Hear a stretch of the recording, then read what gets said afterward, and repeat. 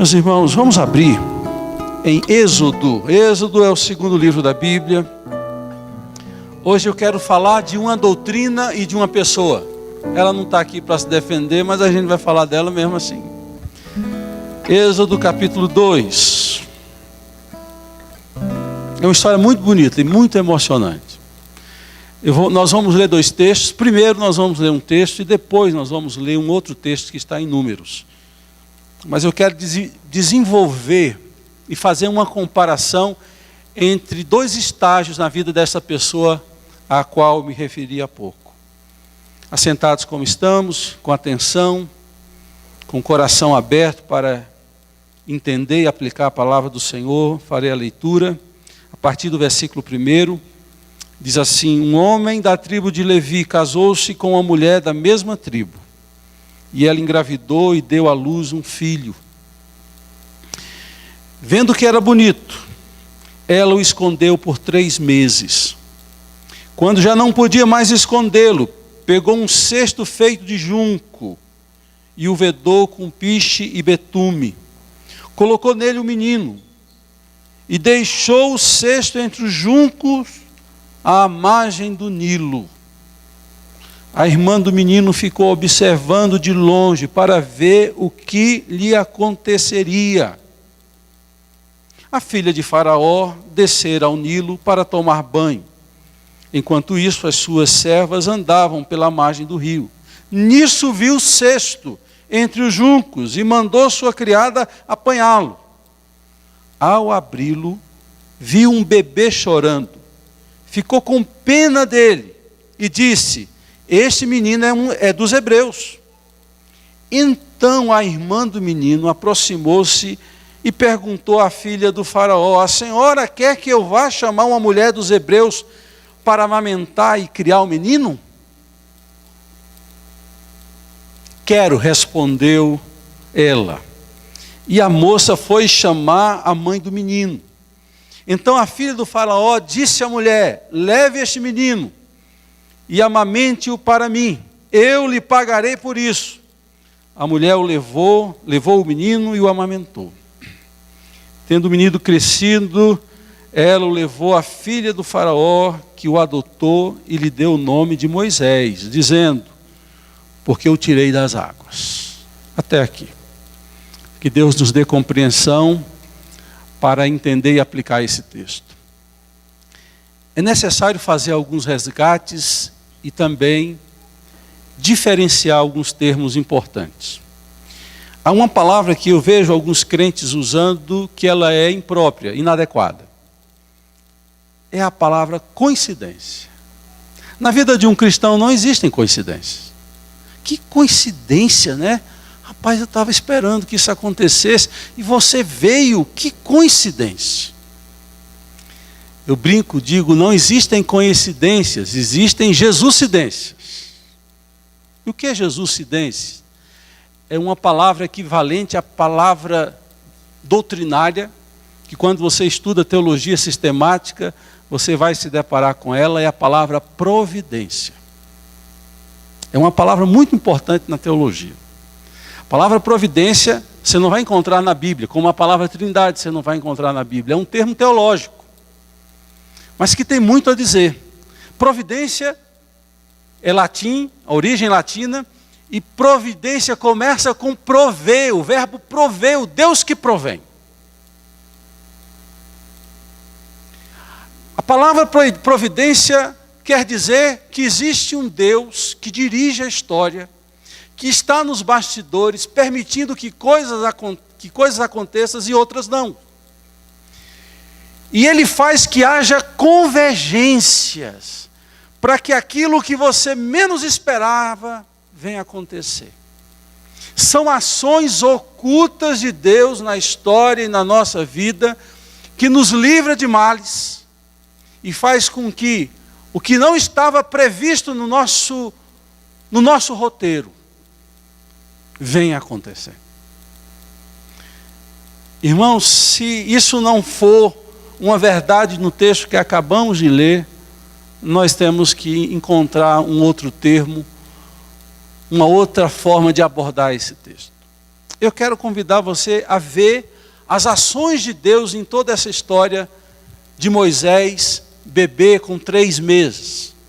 E de como tudo acontece gerenciado, ou como queiram, gerido por um diretor. E esse diretor é Deus. As coisas não acontecem por acaso, não existem acasos. Existe um Deus soberano, que permite ou não que as coisas aconteçam. Nada acontece sem um propósito. Jó pôde entender isso depois de penar muito, de sofrer muito. Quando no final do seu livro, ele diz: bem sei que tudo podes, e nenhum dos teus planos pode ser frustrado. Nenhum dos teus planos pode ser frustrado. Meus irmãos, isso quer dizer que você só vai morrer quando Deus quiser, quando você tiver cumprido o seu propósito aqui na terra. Isso quer dizer que o homem pode tentar puxar o seu tapete, pode procurar provocar o mal contra você, mas se Deus tem um plano lá na sua empresa, onde você trabalha, você só sai quando Deus quiser. E em alguns momentos parece que o homem quis e não Deus. É porque você não conhece o final da história. Você está no meio da história pensando que a história está acabando ali. É por essa razão que muitas vezes nós não entendemos os acontecimentos históricos e perguntamos: por que Deus, o Senhor permitiu que isso acontecesse? A história não acabou, meu irmão. A história ainda está no seu curso. Olhe comigo nessa história. Por que a mãe de Moisés, chamada de Joquebede, teve que esconder esse menino? Porque havia uma proibição. O povo hebreu estava crescendo ali no Egito, semelhante a coelho. Era uma procriação assustadora. E o índice demográfico estava quase que desfavorável aos egípcios. E baixou-se um decreto: se nascer filho homem dos hebreus, tem que ser morto. As parteiras eram orientadas a matar os filhos e filhas dos hebreus, principalmente os filhos. E é dito, queridos, que 2 parteiras, Pia e Puá, vendo essa criança nascer, não tiveram coragem de tirar a vida dessa criança. E disse que o menino tinha um porte bonito. A filha de Faraó se impressionou com a beleza dele aos 3 meses, porque a mãe conseguira guardá-lo, escondê-lo por 3 meses. Imagine numa casa o choro de uma criança de madrugada. Sempre tem uns dedos duros na história, né? Sempre tem. É providência de Deus ninguém nunca ter ouvido o choro de Moisés. Se bem que Moisés era um menino comportado, diferente dos nossos. Não chora, menino. Ele engoliu o choro. Passam 3 meses, essa mulher desespera, porque lá no seu coração ela diz: não tem como, vão descobrir. Eu não quero ver o meu filho morrer. E ela tem um plano engenhoso. Ela pega um cesto, um balaio, betuma, bota a criança e imagine o sofrimento. Você que é mãe, imagine o sofrimento dessa mulher. Colocar o seu filho em um rio. Tem um crocodilo do Nilo, que quem assiste programas sabe disso. A correnteza poderia levá-lo, ela se afasta. Mas tem uma menina curiosa. A irmã dele. E a única irmã que Moisés tem, não se diz o nome dela na história, mas nós sabemos que é Miriam. Você sabia que o nome de Maria, mãe de Jesus, não é Maria, e sim Miriam? Maria é o nome grego dela, o nome hebraico dela é Miriam. E Miriam está lá, naquele cenário, colocado por quem? Quem gerou aquela curiosidade naquela menina? De ficar vendo o que ia acontecer com o irmão dela. A mãe, não suportando, vai para casa. Mas aquela menina ficou, não por obra de acaso, irmãos. Eu tenho certeza que lá no coração dela o Espírito Santo falou: fica. E ela ficou. Inexplicavelmente, a filha de Faraó diz: rapaz, estou com calor aqui, vou tomar banho. Quem botou a vontade dessa menina, essa mulher tomar banho? Não foi dela. Há um Deus que viu o drama dessa mãe. Há um Deus que estava vendo a posição desesperada de uma mãe de colocar o seu filho de 3 meses em um cesto em um rio. E eu imagino que as vontades dos corações da mãe de levar para o rio e da hora em que a filha de Faraó descera, era algo concomitante. Aconteceu no exato momento, porque as convergências são direcionadas por Deus. Gente, isso não é obra de acaso. Há um Deus que providencialmente está agindo por trás das cortinas. E ela chega com as suas criadas, e eles tomam um banho, até que vão andar à margem, e alguém vê, e ela manda buscar. E diz o texto bíblico que quando ela abriu, ela se apaixonou por aquela criança imediatamente. Ela teve dó daquela criança. Até os nossos sentimentos, Deus age para que os planos dele se cumpram. Aquela mulher, filha de um homem que mandou matar os meninos hebreus, que certamente em casa era catequizada a odiar os hebreus, se deleita em ver aquela criança naquela situação e diz: eu vou adotar essa criança. Irmãos, tudo acontece nessa história como se fossem engrenagens. Mas não acabou aí. Agora eu vou começar a falar da pessoa a qual eu disse que iria falar dela. Míriam. É impressionante como as pessoas estão nos lugares certos para fazer a missão abençoadora. Você não está aqui por acaso. Você precisa fazer a missão que Deus lhe confiou a fazer, onde você estiver. E há quem diga que ela tinha aqui 10 a 12 anos. Ela vendo todo aquele desenrolar, ela assume a sua função histórica de ser fonte de bênção. E eu não sei se ela era inteligente, o texto não dá pistas disso. Mas se não era inteligente, ela foi dotada de uma inteligência, uma capacidade gerencial, assim, que nos deixa pasmos. Por quê? Ela toma a cena e induz, de forma sábia, prudente, para o bem, a filha de Faraó. Ela chega junto na hora que se abre aquele cesto. E ela se propõe, olha que coisa linda. É um hebreu, eu posso chamar uma mulher para cuidar dessa criança. E a mulher diz: boa ideia, vai chamar. Ele vai lá e chama a mãe da criança. Imagine aquela mãe que saíra com medo, com desespero, e agora volta com alegria. E Deus coloca nos braços dessa mãe o seu filho, o restitui. Já era um motivo de grande bênção e glória, não é não? Mas Deus ainda paga o salário. O filho já era uma bênção espetacular. Aí ela diz assim: e eu vou pagar para você criar o meu filho. Provavelmente Moisés é devolvido para ela aos 3 anos de idade. Era por aí que se desmamava uma criança. A mãe teve a tranquilidade de saber,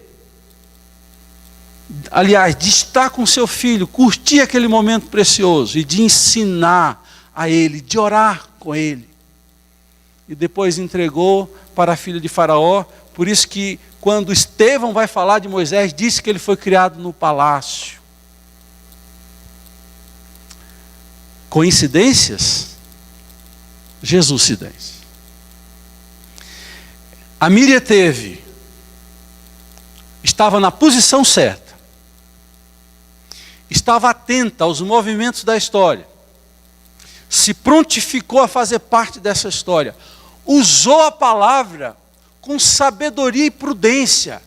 Ela que cria toda a circunstância para que a mãe seja chamada, para que a mãe cuide do seu irmão, com o propósito de amamentá-lo, e para que a mãe não veja seu filho morrer. É Miriam, uma pré-adolescente, que faz tudo isso.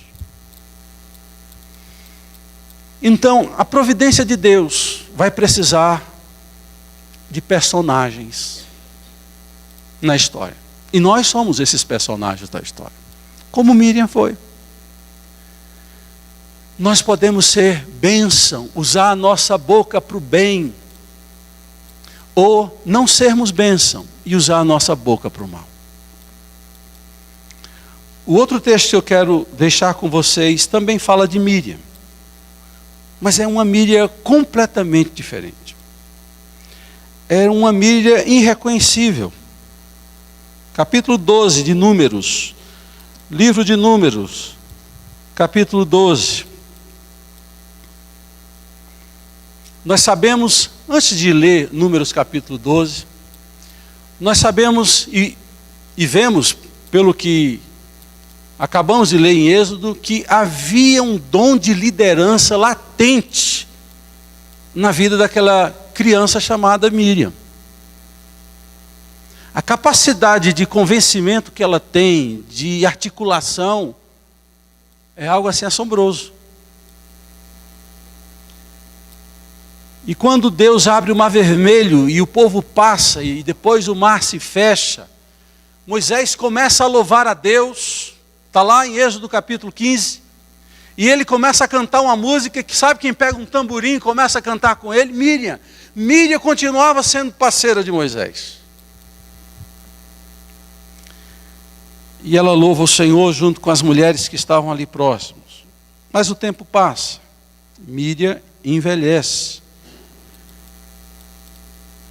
E parece, queridos, que, infelizmente, algumas pessoas, quanto mais envelhece, pior ficam.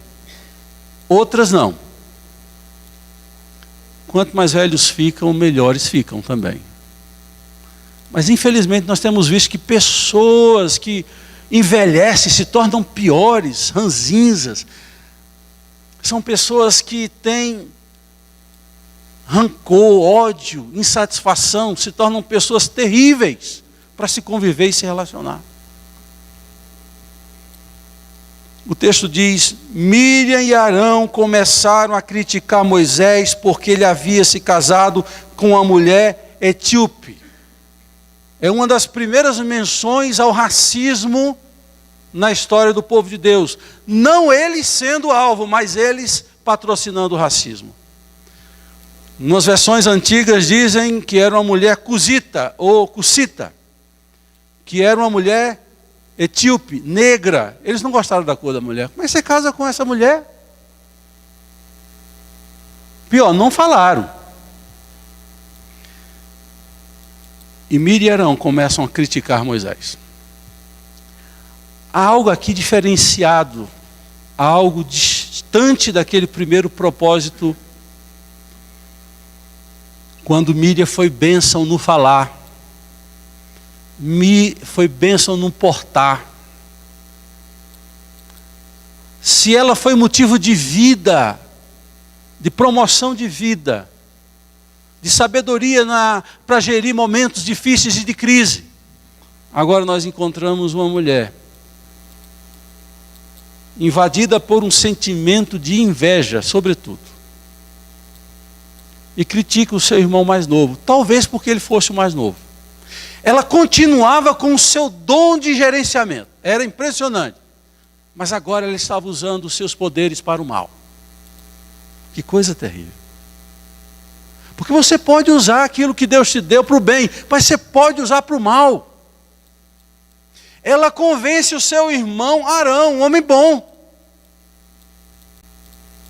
Ela sabia que sozinha, fazendo as críticas, não iriam causar um efeito. Não teriam força de convencimento. Então ela tem que convencer o braço direito de Moisés, o seu irmão. Vocês lembram que Moisés se recusara a se apresentar diante de Faraó porque ele era gago e tinha a língua pedada. E ele disse: Senhor, não tenho como ir. Deus diz: então você vai, mas vai com seu irmão. Você vai. Ponto final. E Arão foi com ele. Arão foi o parceiro de todos os momentos. de todas as audiências com o faraó. Todo instante, lado a lado com ele. Mas agora o dom que Miriam tinha de liderar e de agregar estava sendo usado para liderar para o mal e desagregar. Como é que uma pessoa, meus irmãos, e não é só Miriam, somos todos nós. Se nós não tivermos cuidado, nós que já fomos usados tanto para o bem, podemos ser agentes do mal, da crítica, da maldade, do juízo, da ação perniciosa, da cisânia, da divisão e da ruptura. Que coisa terrível! Uma mulher que foi usada grandemente para o bem, agora estava usando os seus poderes para o mal.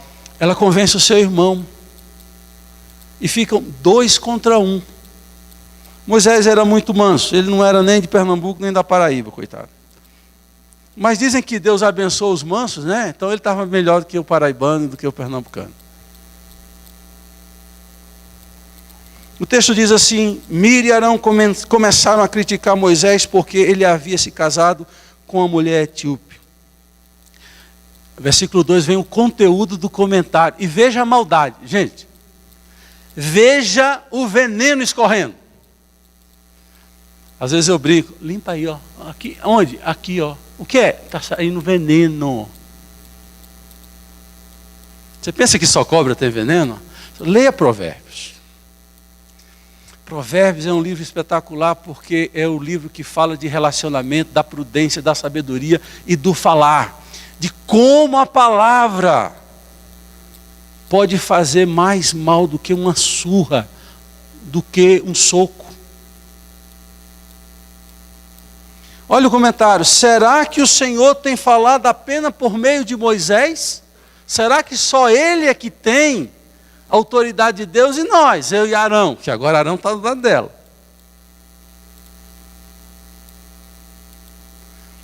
Ela queria desqualificar Moisés e estava entrando num jogo perigoso da competição. Quem é o melhor e quem é o maior?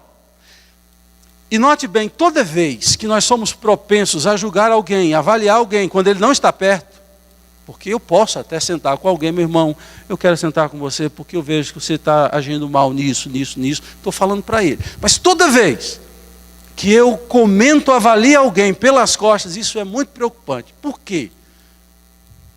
Porque todo ato de juízo, todo comentário em que você se coloca numa posição superior e inferioriza o outro, é uma marca clara de soberba, de arrogância. Isso não vem de Deus. Então, as palavras ditas por Miriam, a atitude dela de juntar e fazer uma sedição, chamando o seu irmão para referendar o que ela falava, e fala isso para a liderança da igreja no deserto. E ela coloca uma dúvida no ar. Você lembra eu estou falando que isso aconteceu no deserto. Você lembra o que aconteceu no jardim? As interrogações são sempre perigosas na maioria das vezes. São sempre perigosas na maioria das vezes? Não. Deixa eu melhorar essa frase. Na maioria das vezes, elas têm um perigo embutido. Diz que o diabo, por meio de uma serpente, fala para Eva: disse Deus que de todas as árvores do jardim vocês podem comer. E ela contra-argumenta: não, Deus não disse isso. Deus disse que nós podemos comer de todas as árvores, menos de uma. Aí o diabo, usando a resposta dela, ele colocou a dúvida primeiro. Aí ele coloca uma dúvida maior. É porque ele sabe que no dia que vocês comerem, vocês vão ser como eles, conhecedores do bem e do mal. Aí os olhinhos, ó. Tudo começou com uma dúvida. De uma forma errada, de um jeito errado. E perguntaram: também não tem ele falado por meio de nós? Nós quem? Eu e Arão. Arão está assim, ó.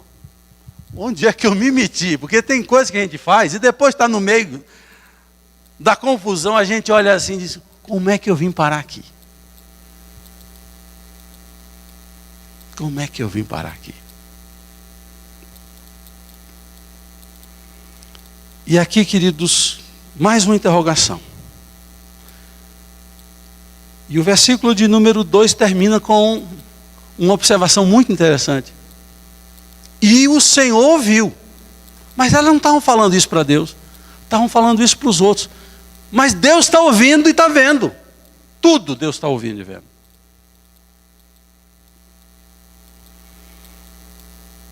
Versículo 3. Ora, Moisés era um homem muito paciente, mais do que qualquer outro homem que havia na terra. Aí depois o texto diz que Deus chama os três para frente do tabernáculo e começa a falar com eles. E é humilhante o que Deus vai fazer com os dois irmãos de Moisés. Versículo 6 diz, e ele disse, ouçam minhas palavras, Deus falando. Quando entre vocês há um profeta do Senhor, e ele me veio, a ele me revela em visões, em sonho falo com ele. Não é assim, porém, com meu servo Moisés, que é fiel em toda a minha casa. Com ele falo face a face, claramente, e não por enigmas. E ele vê a forma do Senhor, porque não temeram criticar meu servo Moisés. Então a ira do Senhor acendeu-se contra ele, e ele os deixou. Quando a nuvem se afastou da tenda, Míriam estava leprosa. Sua aparência era como a de neve. Arão voltou-se para Míriam, viu que ela estava com lepra, e disse a Moisés, por favor, meu Senhor, não nos castigue pelo pecado que tão tolamente cometemos.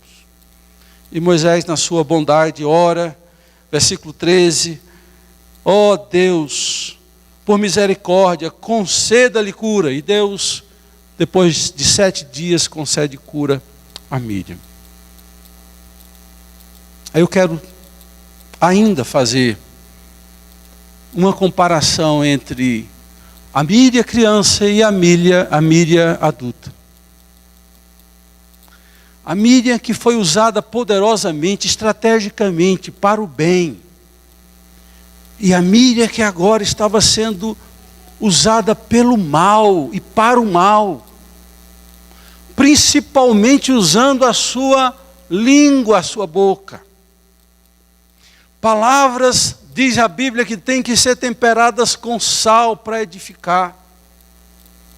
Palavras têm que sair com a intenção de promover vidas e não morte.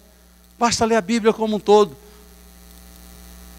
Mas essa mulher está em 2 cenários, em 2 momentos da sua história. Infelizmente, 2 momentos diametralmente opostos. 2 momentos em que ela foi significante, outro momento ela foi insignificante.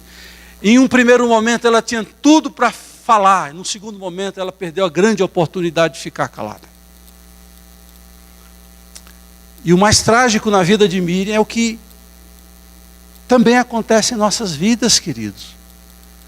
Tome cuidado para que você não seja em um momento motivo de grande bênção, em outro momento motivo de morte, de doença, de rupturas. Cuidado! Procure manter um padrão de prudência no falar, no conteúdo do que você fala. Porque além de prestar conta a Deus do que você fala, você é responsável pelo que você fala.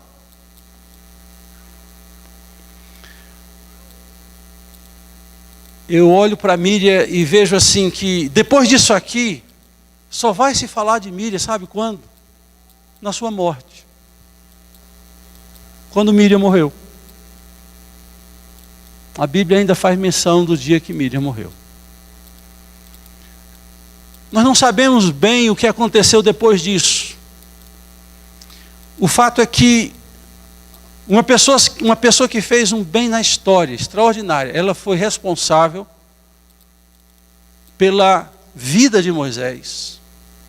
Ela foi responsável por estar no momento certo e ser usada por Deus, mas também foi responsável de estar no momento errado, sendo usada pelo diabo para trazer confusão no meio do povo de Deus.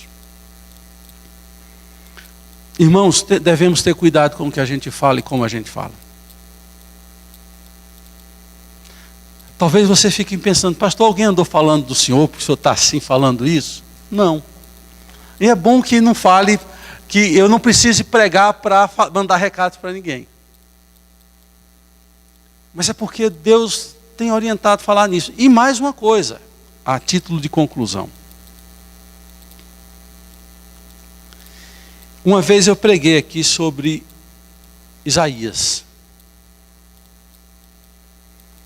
Isaías tem no capítulo 6 um dos textos mais belos de todo o livro de Isaías. E olha que o livro de Isaías você vai encontrar pérolas, riquezas. O texto no capítulo 6 diz que Isaías fala, no ano da morte do rei Uzias, eu vi o Senhor assentado em um alto sublime trono. E disse, ai de mim que estou perecendo. Você sabe o que é que ele diz depois disso? Ai de mim que estou perecendo. Quem lembra? Carlão. E vivo no meio de um povo de impuros lábios. Meus irmãos, isso é muito forte. Porque de alguma forma, cada igreja, cada época, a gente elege alguns pecados que a gente acha que é grave, que são graves. A gente poderia assim falar, vive num povo que rouba, um povo que extorque, um povo pornográfico, um povo preguiçoso. Mas ele vai dizer, eu vivo no meio de um povo de impuros lábios. E é interessante que aí nós vemos um homem que abre os seus olhos para ver o perigo de um conteúdo do que se fala mal colocado, daquilo que vem de um coração, porque o que vem dos lábios já vem de um coração doente. A gente não deve pedir a Deus para que Deus feche os nossos lábios, nós temos que pedir que Deus purifique os nossos corações. Porque a Bíblia deixa claro, Jesus falando que da boca procede do que o coração está cheio. Não é necessariamente a boca. Minha mãe já mandou lavar umas 2 vezes a boca, com sabão. Lá em Pernambuco é mais ou menos assim que funcionam as coisas. A gente vai lá, falou, palavrão, lava a boca com sabão. E a gente lavava, ficava boa, fazia as bolinhas.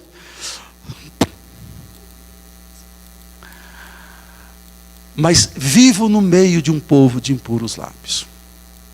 Concluo, queridos.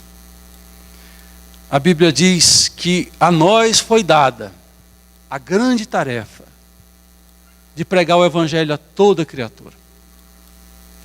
A nós foi dada a bênção de falar do amor de Deus, da salvação, de coisas boas. A nós foi nos dado para dar palavras de consolo, de esperança para as pessoas. Não vamos trocar essa grande missão, essa sublime tarefa de substituir o que é bom, o que é vida nos nossos lábios, pelo que é mal e promove morte. Meus irmãos, a Míria está na história da Bíblia, simplesmente para nos dizer o que devemos aprender com ela, e também o que não devemos aprender com Míria.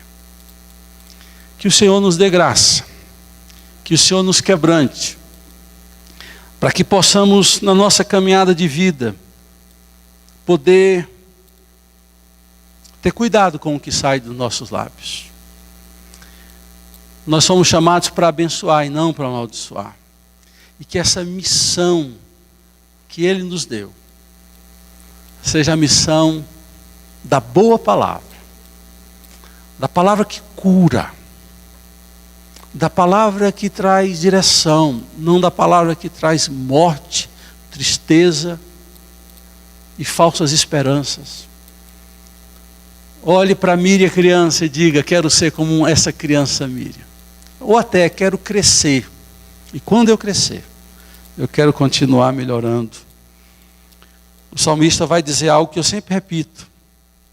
Sempre, é uma oração rotineira que eu faço. E quem sabe você pode usar essa oração também diariamente. Que as palavras dos meus lábios e o meditar do meu coração sejam agradáveis à tua presença, Senhor. Palavra dos lábios e o meditar do coração. Palavra dos lábios é o que as pessoas ouvem. Meditar do coração é o que Deus sabe, é o que Deus tem conhecimento. Essas duas esferas devem ser agradáveis ao Senhor. Que Deus nos abençoe. Que Deus nos faça vencer isso nas nossas vidas, hoje e sempre. Amém.